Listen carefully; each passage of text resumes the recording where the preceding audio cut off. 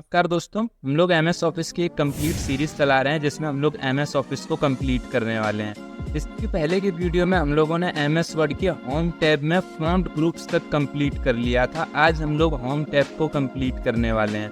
तो चलिए अब वीडियो को डायरेक्ट शुरू करते हैं। पहले जान लेते हैं कि आज हम क्या क्या इस वीडियो में कंप्लीट करने वाले हैं। आज हम कंप्लीट करने वाले हैं हमारे पैराग्राफ ग्रुप को, इसी के साथ हमारे स्टाइल ग्रुप को और इसी के साथ हमारे एडिटिंग ग्रुप को। इन तीनों ही ग्रुप को हम आज के 10, 15, 20 मिनट के वीडियो में कंप्लीट कर लेंगे। इस वीडियो में आप लोग बने रहिए। कोई भी डाउट हो तो आप मुझसे कमेंट करके पूछ सकते हैं। अगर पहले वाला वीडियो आपने नहीं देखा है तो उसका लिंक आपको मिलेगा ऊपर और साथ ही वीडियो के डिस्क्रिप्शन में, वहाँ से भी आप उस वीडियो को देख सकते हैं। तो चलिए अब वीडियो को डायरेक्ट शुरू करते हैं। तो इन ऑप्शंस की प्रैक्टिस के लिए मुझे यहाँ पर कुछ पैराग्राफ की रिक्वायरमेंट है। तो पैराग्राफ लाने के लिए आपको यहाँ पर टाइप करना है =RAND और शिफ्ट के साथ आपको ब्रैकेट ओपन और क्लोज करना है और आप जैसे ही एंटर प्रेस करोगे तो आपका पैराग्राफ आपको यहाँ पर देखने को मिल जाएगा। इतना करने के बाद सबसे पहले आपको यहाँ पर एक ऑप्शन मिलेगा बुलेट्स का। एकदम नाम से ही पता चल रहा है हम हमारे जो पैराग्राफ है वहाँ पर आप बुलेट अप्लाई कर पाओगे इन ऑप्शन की हेल्प से। तो जितने भी पोर्शन में आपको बुलेट्स को अप्लाई करना है सबसे पहले उतना हिस्सा आपको सेलेक्ट कर लेना है। इतना करने के बाद आपको यहाँ बुलेट पर आना है और यहाँ से इनमें से कोई भी बुलेट आप यूज़ कर सकते हो, है ना। तो जिस भी बुलेट को आप यूज़ करना चाहो बस आपको क्लिक कर देना तो वो बुलेट यहाँ पर अप्लाई हो जाएगा। अगर आपको बुलेट्स को हटाना है तो आपको यहीं आना है और आपको इसे कर देना है नॉन, तो इससे बुलेट आपकी रिमूव हो जाएगी। मतलब इस ऑप्शन से आपको ये बात पता चली होगी कि आप इतने बुलेट पॉइंट को अप्लाई कर सकते हैं। पर मैं आपको और कुछ ऑप्शन बताता हूँ बुलेट्स के अंदर। जैसे सबसे पहले यहाँ पर ये एक ऑप्शन है डिफाइन न्यू बुलेट, मतलब आप एक नया सिंबल यूज़ कर सकते हो एज अ बुलेट। बुलेट के लिए आप कोई नया सिंबल इस्तेमाल कर पाओगे। कैसे करेंगे तो इस पर एक बार क्लिक कर देंगे। जैसे आप क्लिक करोगे तो यहाँ आपको एक ऑप्शन मिलेगा सिंबल का, इस पर आपको एक बार क्लिक करना है। अब ये सारे ही सिंबल्स हैं, इनमें से किसी भी सिंबल को आप एज अ बुलेट यूज़ कर सकते हो। जैसे सपोज मुझे ना इस कीबोर्ड को एज अ बुलेट यूज़ करना है या फिर मुझे इस पेंसिल को एज अ बुलेट यूज़ करना है, तो मैं बस क्लिक करूँगा और यहाँ पर मुझे ओके मिलेगा। मैं इस पर ओके प्रेस करूँगा। अब ये सारे ही बुलेट आपको यहाँ भी देखने को मिलेंगे, है ना। इस जगह पे आपको बस ओके प्रेस करना और ये बुलेट यहाँ पर अप्लाई हो जाएंगे। एक बार अगर आप किसी बुलेट को सिंबल में से यूज़ करते हो तो वो आपकी मास्टर लिस्ट मतलब यहाँ पर भी सेव हो जाएगा, रिसेंट यूज़ में भी सेव हो जाएगा और आपके बुलेट में भी ये सिंबल सेव हो जाएगा। तो आप इसे फिर कभी भी यूज़ कर सकते हो। इसे हटाने के लिए आपको बस नॉन कर देना है तो ये रिमूव हो जाएगा। बुलेट के अलावा आप यहाँ पर एक अपनी फ़ोटो को भी एज अ बुलेट यूज़ कर सकते हैं। अगर आपको किसी पिक्चर को एज अ बुलेट यूज़ करना है तो वो काम भी आप कर पाएंगे। कैसे करना है तो आपको यहीं पर आना है और डिफाइन न्यू बुलेट में जाना है और ये है पिक्चर, इस पर एक बार क्लिक करेंगे। अब अगर आपके में इंटरनेट कनेक्ट होता तो आपको यहाँ भी कुछ पिक्चर दिखाई देती है। हमारे कंप्यूटर में बिल्कुल भी इंटरनेट कनेक्ट नहीं है तो हम वर्क ऑफलाइन पे क्लिक करेंगे। अब हमारे कंप्यूटर के अंदर जो इमेजेस हैं वो आपको दिखाई दे रही हैं। बस आपको क्लिक करना है और इंसर्ट करना है और ओके प्रेस कर देना है। तो वही पिक्चर एज अ बुलेट यहाँ पर यूज़ होने वाली है। तो देखो ये यहाँ पर यूज़ हो रहा है, ठीक है। इसे हटाने के लिए सेम प्रोसेस है, आपको बुलेट्स में जाना है और यहाँ पर आपको कर देना है नॉन। तो नॉन करते ही आपकी जो बुलेट है वो रिमूव हो जाएगी।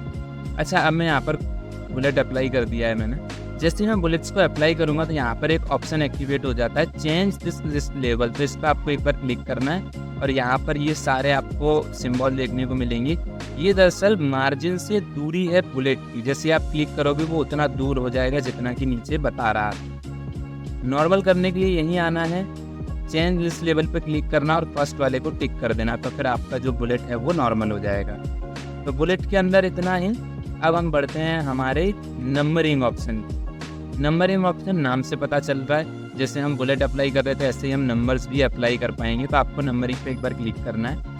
जैसे ही आप क्लिक करोगे आप देखो यहाँ पर ये नंबर जो है वो अप्लाई हो गए हैं। नंबर को बदल सकते हो आप, मतलब नंबर के लिए भी आपको कई सारे फॉर्मेट मिलेंगे। जैसे सबसे पहला ऑप्शन आपको यहाँ पे मिल रहा है चेंज लिस्ट लेवल, ये हमने सीखा हुआ है और बिल्कुल वैसे ही ये काम करने वाला है। उसके बाद एक ऑप्शन हमको यहाँ पे मिल रहा है डिफाइन न्यू नंबर फॉर्मेट, इस पर आपको एक बार क्लिक करना है। जैसे आप क्लिक करोगे आपके सामने एक बॉक्स आएगा और यहाँ आपको मिलेंगे बहुत सारे नंबर के फॉर्मेट। जैसे अगर आप फर्स्ट, सेकेंड, थर्ड को यूज़ करना चाहते हो आपको क्लिक करना है और यहाँ पर आपको बस ओके प्रेस करना है। तो अब देखो यहाँ पर फर्स्ट, सेकेंड, थर्ड इस तरीके से नंबर यूज़ हो रहे हैं।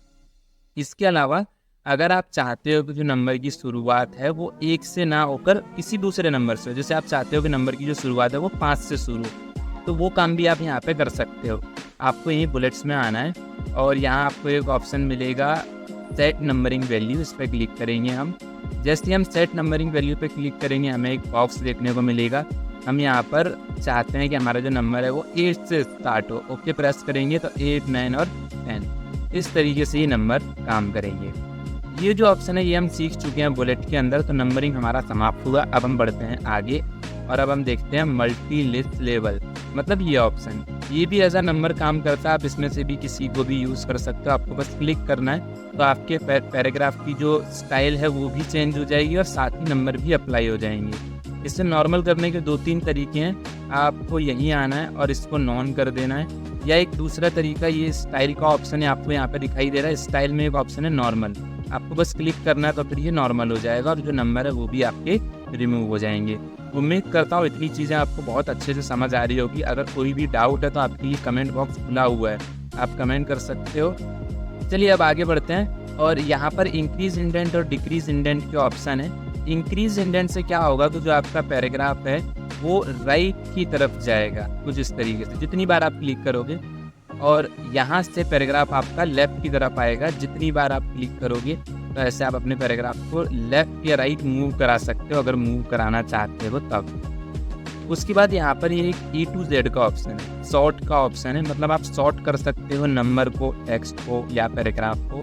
जैसे मैं कुछ रैंडम नंबर यहाँ पर टाइप करता हूँ, मैं टाइप करता हूँ 6, 5, 4, 1, 2, 3, ठीक है। तो मैंने ये रैंडम नंबर टाइप कर दिए हैं। मैं इन नंबरों को सेलेक्ट करूँगा, E to Z पे एक बार क्लिक करूँगा।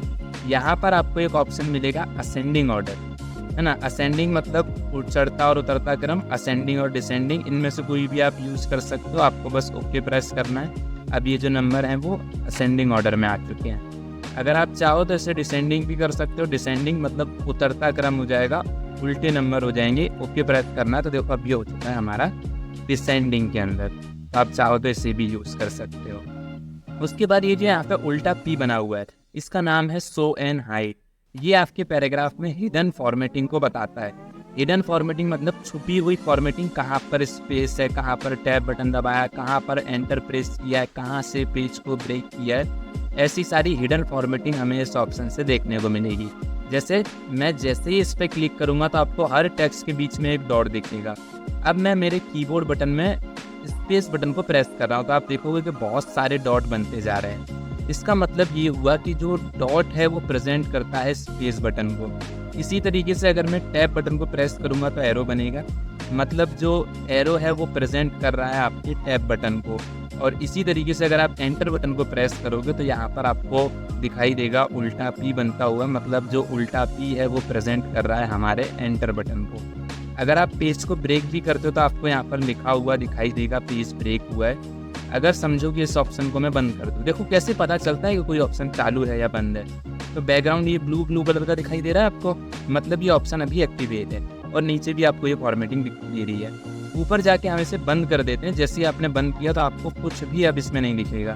जो पहले पेज ब्रेक लिखा हुआ दिख रहा था वो भी अब आपको यहाँ पर नहीं दिखने वाला है। तो उम्मीद करता हूँ इस ऑप्शन का यूज़ भी आप बहुत अच्छे से समझ गए होंगे। अब हम आगे बढ़ते हैं और अलाइनमेंट के ऑप्शंस पे आते हैं। जैसे अभी जो हमारा पैराग्राफ है वो अलाइन है लेफ़्ट की तरफ। लेफ़्ट की तरफ अलाइन होने से होता ये है कि जो आपके टेक्स्ट है ना वो लेफ़्ट की तरफ अलाइन रहते हैं, मतलब एक लाइन में होते हैं। और जो लिखने की शुरुआत है वो भी लेफ़्ट की तरफ से होती है। जैसे अगर आप इस सिम्बॉल को देखोगे तो बहुत सारी लाइन बनी है और जो लेफ़्ट तरफ की लाइन है वो एकदम लाइन में है, बट राइट वाली आगे पीछे है, मतलब एक लाइन बड़ी है एक छोटी है।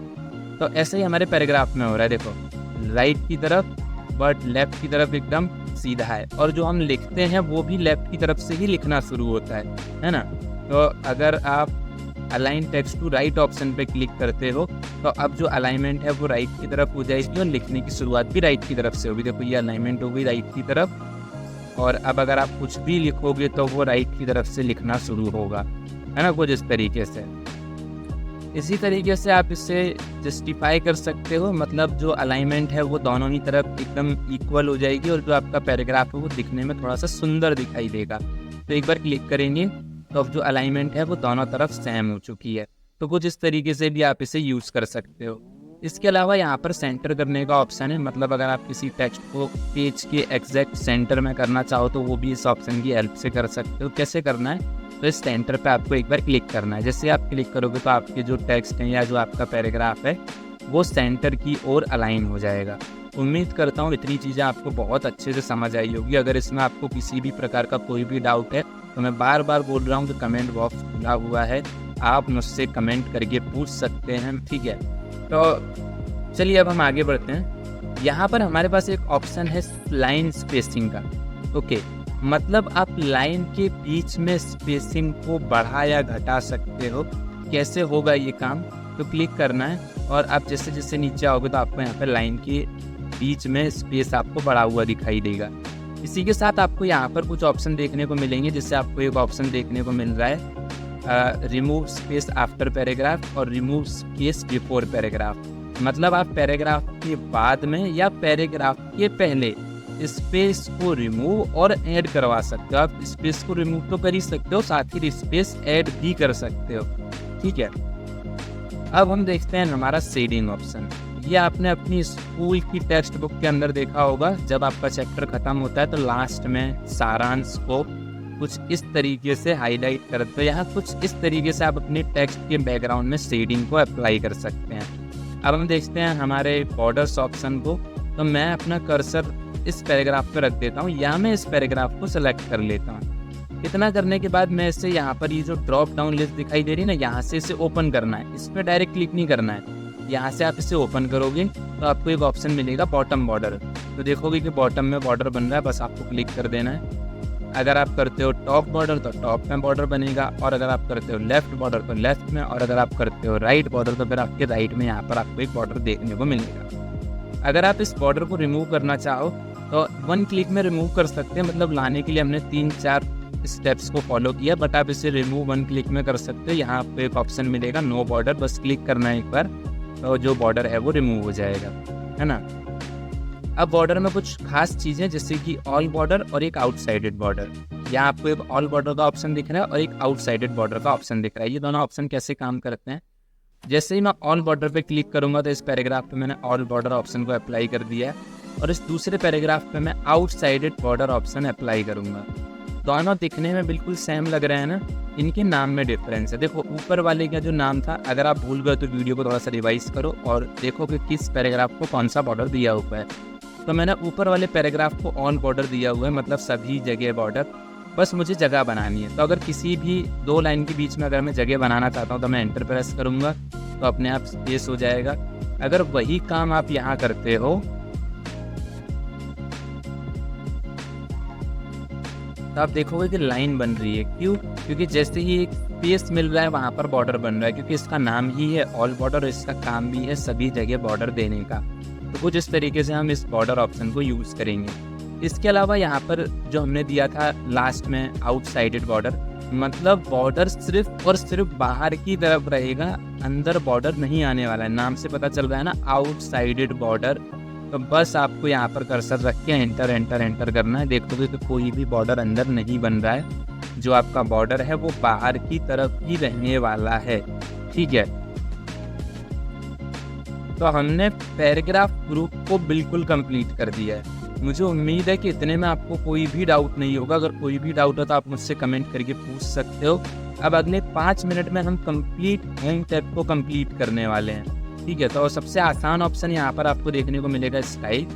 स्टाइल को अप्लाई करना बहुत ही आसान है, तो कैसे अप्लाई करेंगे तो देखते हैं। तो जैसे मैंने इस पहले पैराग्राफ को सेलेक्ट कर लिया है। सेलेक्ट करने के बाद यहाँ आपको इतनी सारी स्टाइल मिलती है, इनमें से किसी भी स्टाइल को आप अप्लाई कर सकते हो। बस आपको क्लिक कर देना और वो स्टाइल अप्लाई हो जाएगी। यहाँ से आप इसे हेडिंग में भी और टाइटल में, सब टाइटल में चेंज कर सकते हो। इसका यूज़ हम रेफरेंस में भी करेंगे, तो रेफरेंस में इसको कैसे यूज़ करते हैं वो हम रेफरेंस में ही सीखने वाले हैं, ठीक है। फिलहाल आप इसे स्टाइल पर्पज से याद रखो कि इससे स्टाइल चेंज होती है, तो यहाँ से आप इसकी स्टाइल को चेंज कर सकते हैं। तो हमने हमारे स्टाइल ग्रुप को भी कंप्लीट कर दिया है। अब हम देखते हैं एडिटिंग ग्रुप, जहाँ हम सीखने वाले हैं फाइंड, रिप्लेस और गो जैसे बहुत ही इम्पोर्टेंट ऑप्शंस को। तो चलिए अब इन्हें देखते हैं। तो सबसे पहले आपको एक ऑप्शन मिलेगा यहाँ पर फाइंड का, तो आपको इस पर क्लिक कर देना है। जैसे ही आप क्लिक करोगे तो यहाँ पर ये नेविगेशन आएगा, अब आपको फाइंड करना है, जैसे मुझे मेरे डॉक्यूमेंट में द शब्द को फाइंड करना है, द ढूंढना है ना। तो मैं यहाँ पे टाइप करूँगा द, और मुझे ये बताएगा कि द जो है ना वो 13 रिजल्ट हैं, आप देख पा रहे होगे, है ना। किस पेज पे है वो भी आपको दिखाएगा, इस तरीके से आपको पेज हाईलाइट करके दिखाएगा।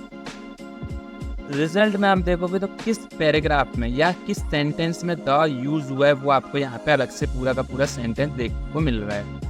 तो कुछ इस तरीके से हम हमारे डॉक्यूमेंट में किसी भी चीज़ को फाइंड कर सकते हैं, जो कि यहाँ पर हाईलाइट होता हुआ आपको दिखाई देगा। अब इसे हम यहाँ से बंद कर देंगे। इसी के साथ आप रिप्लेस कर सकते हो, तो आपको रिप्लेस ऑप्शन पे एक बार क्लिक करना है और अब हमारे पास सामने एक बॉक्स देखने को मिलेगा। तो अब हम यहाँ से क्या कर पाएंगे, तो रिप्लेस कर पाएंगे। आपको रिप्लेस पे क्लिक करना है एक बार। रिप्लेस पे जैसे ही आपने क्लिक किया तो पूछ रहा है फाइंड व्हाट, मतलब क्या ढूंढना है, और फिर नीचे लिखा हुआ है रिप्लेस विद, किससे बदलना है। तो मुझे द को चेंज कर देना है हमारे क्लास के नाम से फ्यूचर लाइफ लर्निंग